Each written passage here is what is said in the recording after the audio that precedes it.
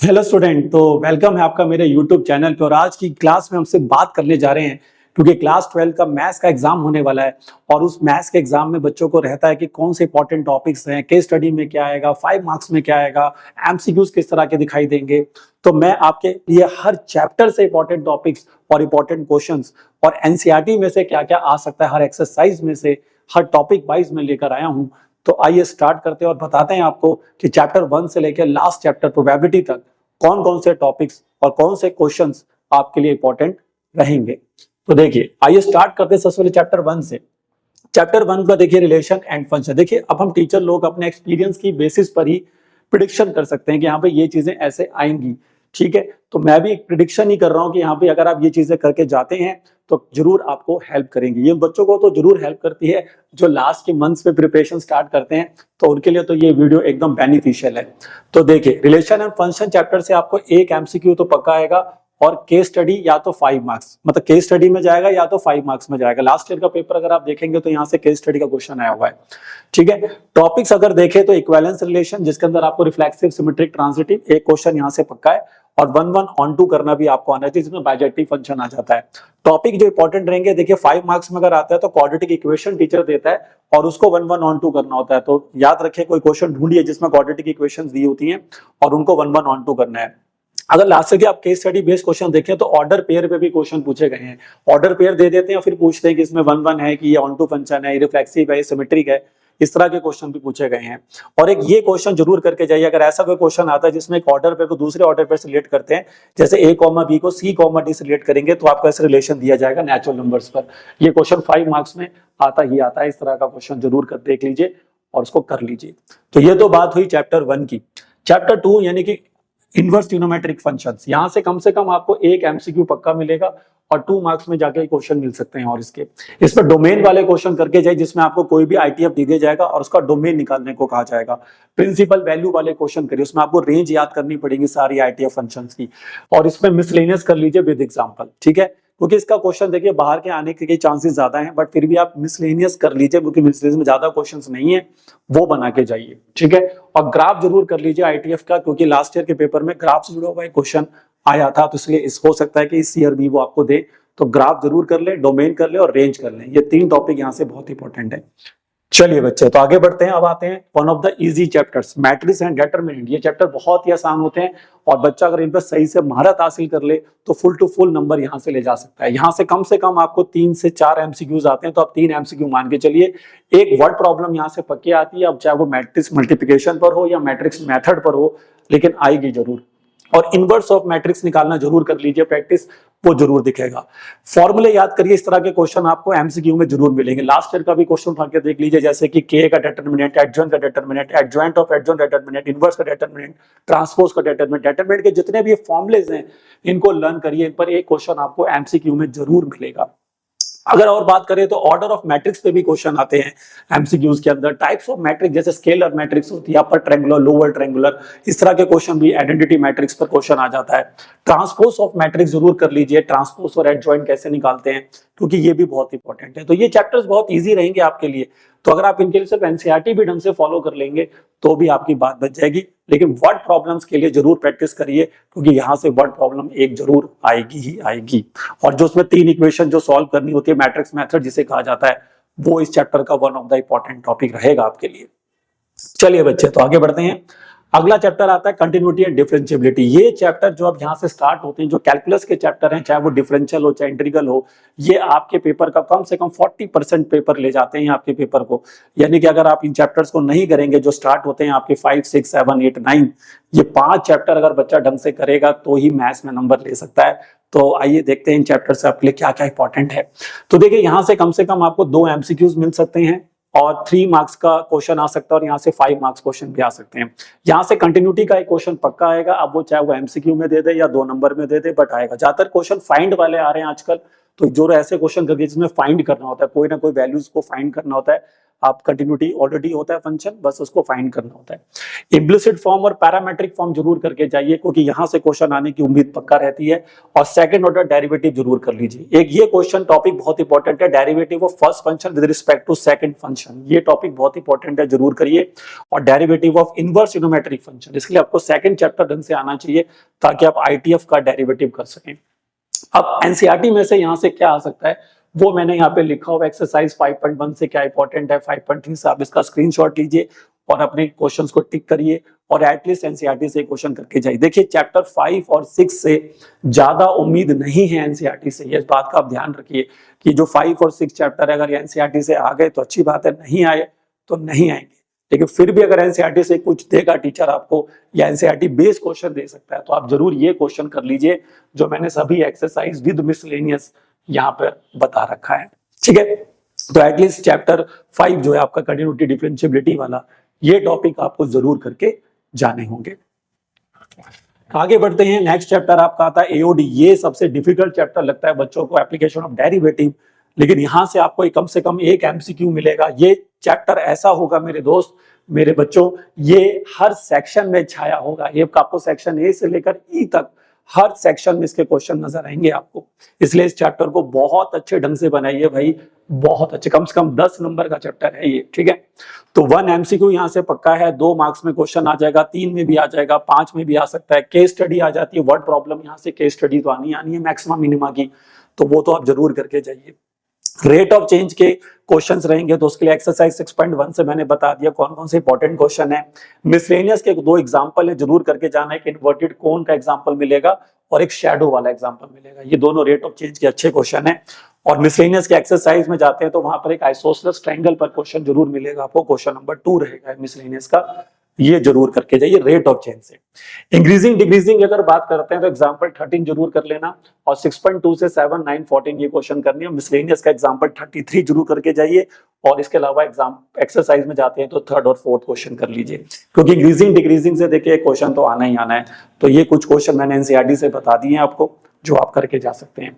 Maximum minima से देखिए word problem ही आती है, नहीं तो फिर एब्सोल्यूट मैक्सिमम या मिनिमम वैल्यू निकालने को आती है। लास्ट के क्वेश्चन अगर आप देख सकते हैं 6.3 एक्सरसाइज है ये, जिसमें आपको 10, 12, 17, 18, 22, 23, 26 ये क्वेश्चन जरूर करने हैं। मिसलेनियस के 2 बहुत अच्छे एग्जांपल हैं, अपाचे हेलीकॉप्टर के नाम से, ट्रिपीजियम के नाम से, ये जरूर कर लें।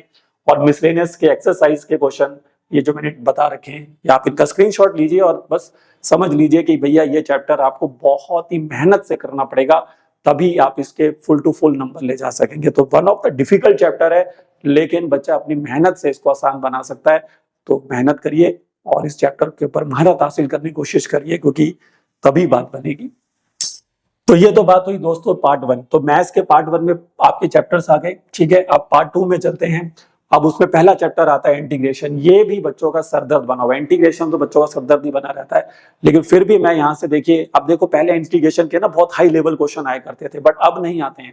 आप इसमें अगर एनसीईआरटी भी ढंग से करके चले जाएंगे, एनसीईआरटी में 11 एक्सरसाइज हैं भाई, इतनी एक्सरसाइज है, बच्चा अगर कर ले तो वैसे इंटीग्रेशन ढंग से समझ में आ जाएगी। बट फिर भी देखिए आप इसका स्क्रीनशॉट ले लीजिए। अब मैं सारे डिस्कस तो नहीं कर सकता हूँ, मैंने फिर भी बता रखा है कम से कम 2 एमसीक्यूज मान के चलिए, 3 मार्क्स में क्वेश्चन और एक 5 मार्क्स में क्वेश्चन मिलेगा ही मिलेगा यहाँ से, ठीक है। लेकिन फिर भी मैं बता देता हूँ यहाँ से कुछ इंपॉर्टेंट टॉपिक्स हैं जो आपको करने हैं। डेफिनेट इंटीग्रेशन जरूर करिए, जो एक्सरसाइज 7.11 है आपकी, इसके कुछ एग्जांपल हैं 28, 30, 31, ये जरूर करके जाने हैं आपने। मिसलेनियस के भी मैंने कुछ एग्जांपल्स बोले हैं 38, 39, 41, 42, ये पक्का करके जाने। देखिए अब इसमें आप ऑर्डर देखिए, देखना पड़ेगा।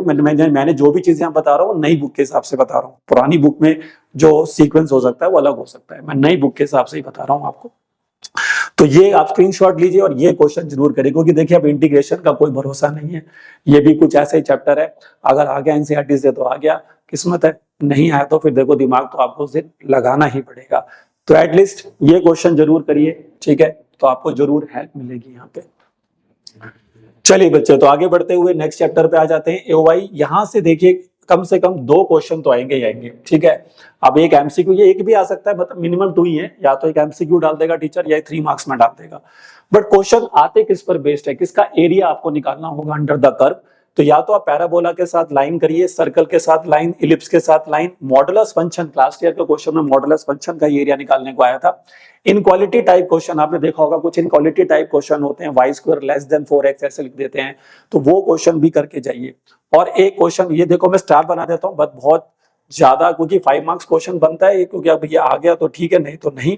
इसमें टीचर आपको 3 पॉइंट्स देता है और 3 पॉइंट को प्लॉट करके ग्राफ में फिर उसके ट्रायंगल का एरिया निकालना होता है यूजिंग इंटीग्रेशन। तो ये 5 मार्क्स क्वेश्चन बनता है, बट अभी तक इसमें से कोई 5 में क्वेश्चन आ नहीं रहे हैं ज्यादा, तो आप इसमें करिए। बाकी मैंने लिख दिया डू नॉट फॉलो एनसीईआरटी, क्योंकि एनसीईआरटी में तो कोई दम है नहीं, तो इसके लिए आपको कुछ एक्स्ट्रा ही प्रैक्टिस करना पड़ेगा। ठीक है, चलिए बच्चे तो आगे बढ़ते हैं।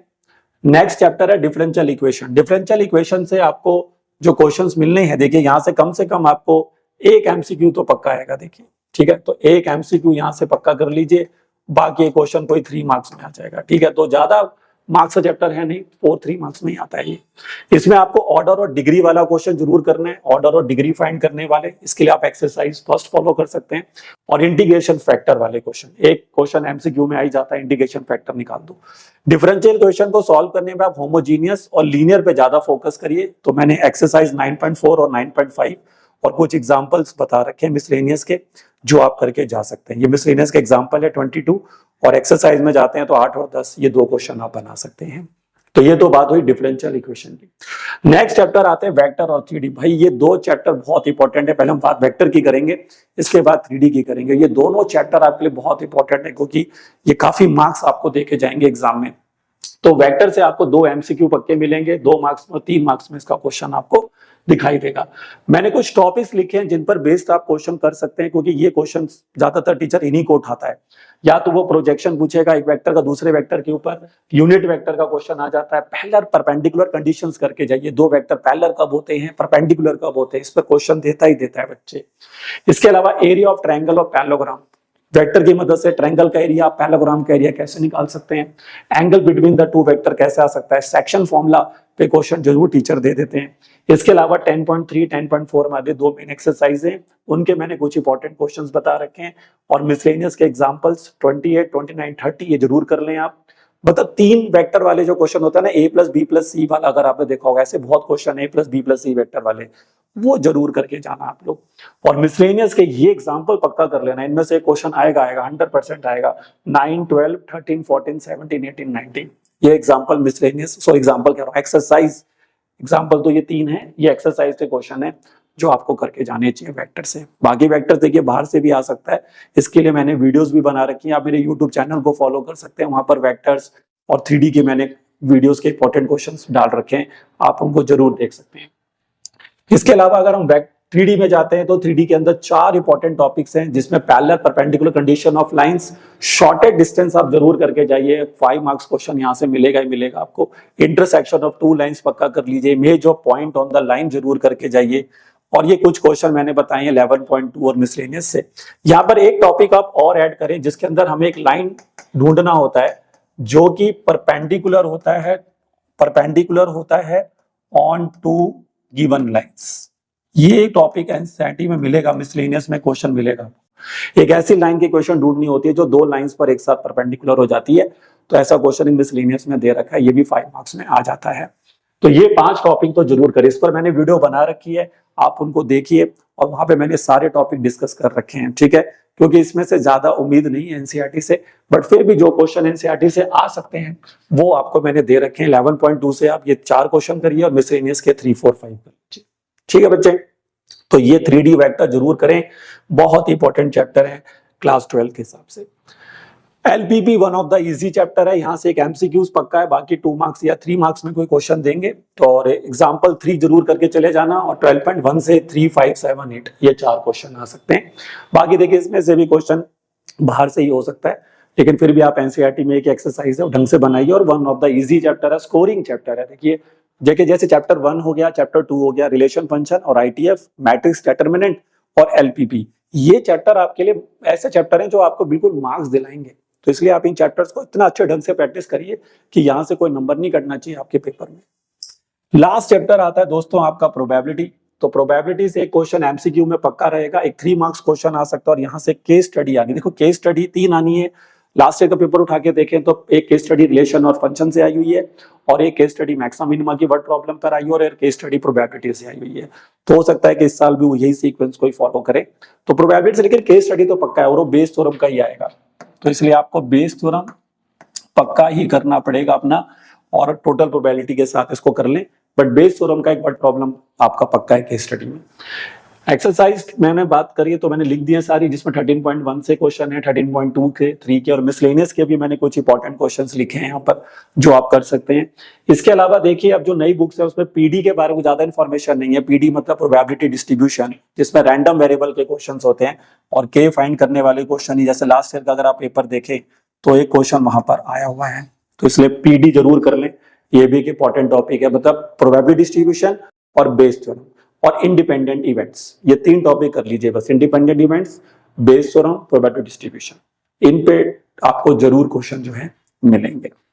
तो देखिए बच्चे, मैंने सभी चैप्टर्स पे क्या क्या आ सकता है आपके लिए वो मैंने आज की वीडियो में आपको बताया है। तो इन चीजों पर ज्यादा फोकस करिए जो भी टाइम आपके पास अभी बचा है, और ये चीजें आप करके जाते हैं तो आपको हेल्प तो जरूर मिलेगी एग्जाम में। ठीक है, तो जिन बच्चों को वीडियो अच्छी लगी हो तो लाइक और शेयर जरूर किया करें, चैनल को सब्सक्राइब जरूर कर लीजिए। ऐसे ही इंपॉर्टेंट और काम की चीजें बच्चों के लिए लेकर आते हैं।